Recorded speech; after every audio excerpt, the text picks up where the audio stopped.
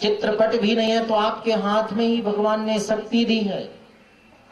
कराग्रे बसते लक्ष्मी, कर मध्य सरस्वती, करमूले तु गोविंद, प्रभाते कर दर्शनम। अग्रभाग में लक्ष्मी जी का वास है, मध्य में सरस्वती, मूल में भगवान।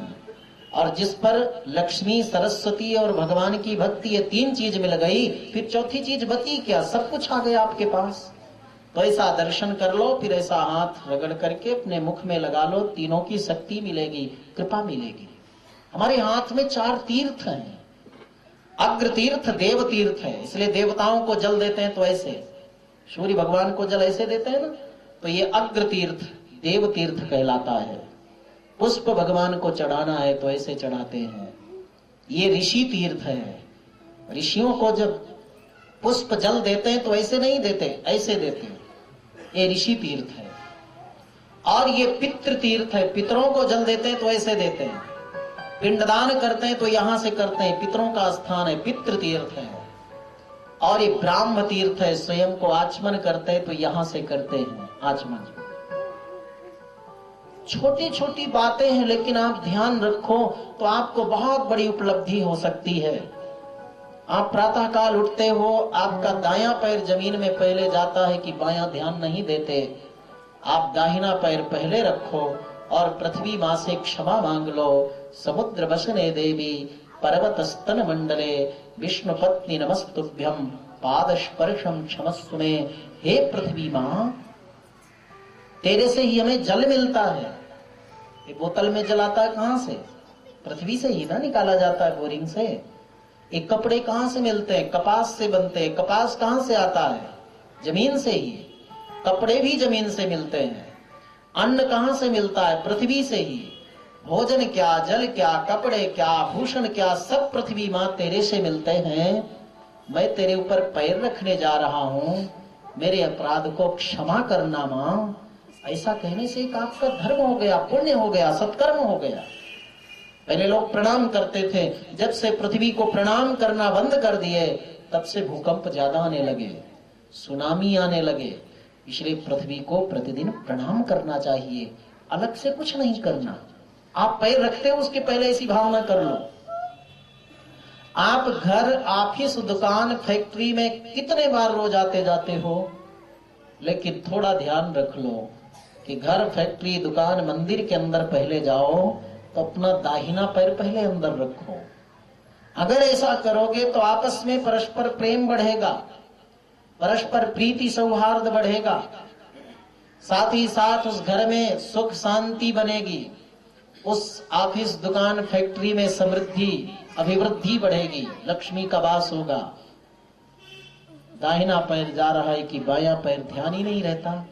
हाँ, अगर किसी शत्रु के घर जा रहे हो तो बायां पैर पहले रखो, अंदर तो चलेगा, क्योंकि बायां पैर रखने से वहां पर दरिद्रा, वहां पर शांति, वहां पर दुख, वहां पर कलह होता है। वाल्मीकि रामायण में आता है कि जिस समय हनुमंत लाल जी महाराज लंका में अपना बायां पैर पहले रखते हैं तो लंका की अभिवृद्धि, समृद्धि, शांति वहां पर उजड़ जाती है और वहां परस्पर कलह शुरू हो जाता है। थोड़ा से ध्यान रखो तो आपका सत्कर्म, पुण्य, धर्म प्रतिदिन चलता रहेगा। परीक्षित जैसे धर्मात्मा व्यक्ति के राजमहल में सुख शांति है, समृद्धि है, लेकिन लोगों ने आकर बताया कि महाराज कली का आगमन आपके राज्य में हो चुका, चारों तरफ अशांति मची हुई है। तो उस कली की खोज करने के लिए परीक्षित महाराज चल दिए। कई गांवों, शहरों, नदियों, वनों को पार करते हुए जब एक नदी के तट में पहुंचे तो एक दृश्य देखा। एक वृषभ है, बैल, जिसके 3 पैर कटे हुए हैं। एक गाय है जो रो रही है। पास में खड़ा एक राजा का वेशभूषा धारण करा हुआ व्यक्ति खड़ा है। राजा परीक्षित उस बैल वृषभ के पास गए और पूछा, आपके 3 पैर किसने काटे हैं, आप मुझे बताओ, मैं उसको दंडित करूंगा। तो वृषभ कोई दूसरा नहीं, वो साक्षात धर्मराज थे। उन्होंने कहा, महाराज सुख दुख के बारे में तो कई बातें आती हैं। किसी को जीवन में सुख मिले या दुख मिले, उसका एक कारण नहीं होता है। जिन विद्वानों के पास जाओ उतनी प्रकार की बातें कहते हैं कि केचिद विकल्प वशन आहुरात्मानमात्मनः दैवमन्ये परे कर्म स्वभावम परे प्रभु। सांख्य दर्शन का ज्ञानी हो उसके पास जाएं तो क्या कहता है? न तुम्हें सुख है न तुम्हें दुख है, तुम तो आनंद रूप में हो। तो बोले नहीं नहीं, हमें तो दुख है, आप कहते हो आनंद रूप में है। बोले उस सुख दुख जो मन का कारण है उसको तुम अपने ऊपर आरोपित कर रहे हो। कैसे?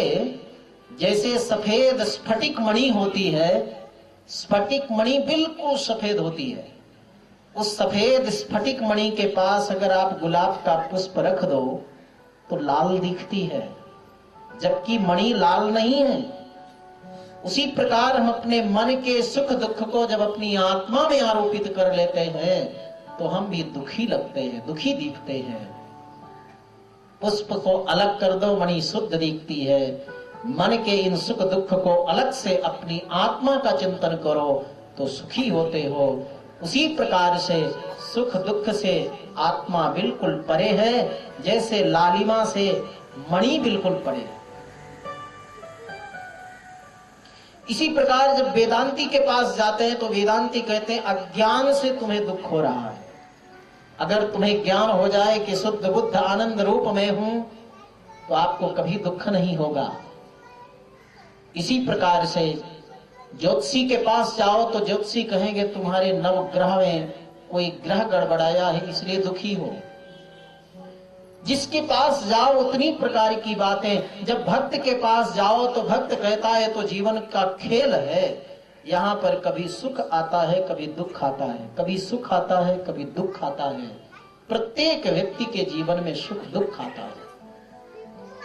पूरे जीवन का सुख परमात्मा यदि 7 दिन में आपको दे दे तो सुख को आप नहीं भोग सकोगे। इतना अधिक सुख कि आपका हार्ट ब्रेन खराब हो जाएगा। और जब पूरे जीवन का दुख आपको 7 दिन में दे दे परमात्मा तो दुख को भी नहीं भोग सकते, नहीं सहन कर सकते, प्राण त्याग दोगे, आप अधीर हो जाओगे। इसलिए परमात्मा ने थोड़े दिन तक सुख दिया है जीवन में, फिर दुख दिया है, फिर सुख दिया है, फिर दुख दिया है। जब दुख रहता है तो सुख की आशा से व्यक्ति रहता है, और जब सुख आता है तो व्यक्ति संभल करके चलता है कि मेरे जीवन में दुख आया था फिर दुख आएगा, इसलिए सुख में गलत रास्ते को मत अपनाओ। इस प्रकार आशा पर आकाश टिका है, आशा पर ये धरती है, ऐसी आशा से अपना जीवन निर्वाह हो जाता है और अंतिम यात्रा तक हम पार हो जाते हैं। ये ज्ञान कहाँ से मिलेगा हो? ये ज्ञान भागवत कथा के सुनने से मिलेगा। कि आपको जीवन में अगर सुख चाहते हो तो सुख दुख कोई भी आवे, सुख में फूलो मती, दुख में तड़पो मती, नाम जाए प्राण जाए मगर नाम भूलो मती। ये आपको मिलेगा उपदेश तो भागवती कथा से मिलेगा। दया, करुणा, तितिक्षा, सहनशीलता, ये कहां से मिलेगा आपको ज्ञान? भागवत से मिलेगा। घर में, परिवार में, व्यक्तिगत जीवन में कैसे रहना है आपको उपदेश मिलेगा भागवती कथा से। आपको बोलने का, आपके सोचने का, आपके विचार के, आपके भावनाओं का ज्ञान भी कहां से मिलेगा? भागवत से मिलेगा।